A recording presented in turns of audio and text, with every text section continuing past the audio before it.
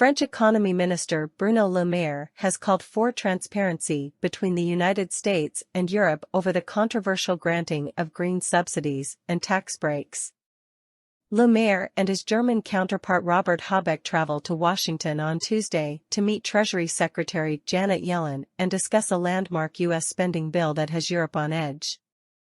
The Inflation Reduction Act, IRA, funnels $370 billion into subsidies for America's energy transition, including tax cuts for U.S.-made electric cars and batteries. While the U.S. wants to reduce dependence on Chinese imports, Europe is worried about unfair competition and the collateral damage if companies relocate outside the EU. We must be realistic. The IRA is a game changer, Maire told AFP in an interview on Friday. The IRA offers competitive advantages which, coupled with very low energy prices in the United States, poses a risk to our industries. The EU is pushing the United States to make exemptions for European companies.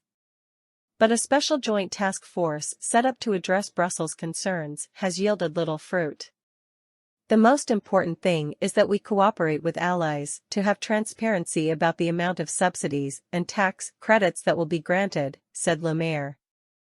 If you know at what price green hydrogen will be released in the United States and at what price it will be released in Europe, this allows you to guarantee fair competition conditions.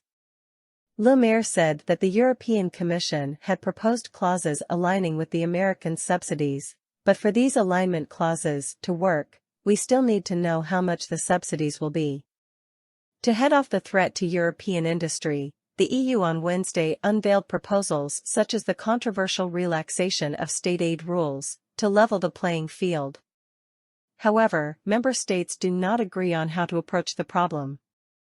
In Washington, Maire hopes to secure a cooperative approach to the most strategic investments in sensitive areas such as semiconductors. It's not like there is an overproduction of batteries, an overproduction of solar panels, or an overproduction of semiconductors. On the contrary, there are not enough of them, he said. The challenge is not to steal very competitive markets. The challenge is that we manage to develop together, in the United States and Europe, an efficient, competitive green industry that is the most innovative on the planet.